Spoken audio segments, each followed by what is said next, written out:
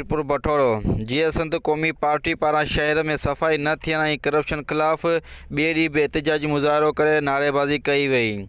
शहर में सफ़ाई न थियण ऐं मोबिना टाउन में करप्शन ऐं शहर में तरक़ियाती कम न थियण ख़िलाफ़ जीअं सिंध क़ौमी पार्टी तरफ़ां कादिर बख्श ज़ौर, बशीर मेराणी, अनवर ख़ासकेली, दाऊद ज़ौर, सजाद मेराणी ऐं सरताज ज़ौर ऐं ॿियनि जी अॻुवाणी में एहतिजाजी मुज़ाहिरो करे नारेबाज़ी कई वई। अॻुवाणनि चयो त शहर में गंदगी जे वर चढ़ियल आहे, बजट हड़प कई पई वञे ऐं शहर में सफ़ाई सुथराई नाले का बि शइ न।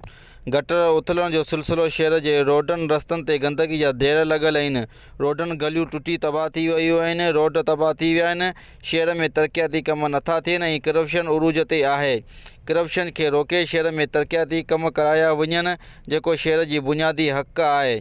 शहर खे सख़्तु अज़ाब ऐं हेठि आहे। इन्हनि मुतालबो कयो आहे त टाउन जी बजट शहर जी तरक़ियाती ऐं भलाई लाइ ख़र्च कई वञे, न त ॿिए सूरत में एहतिजाज जारी रखियो वेंदो।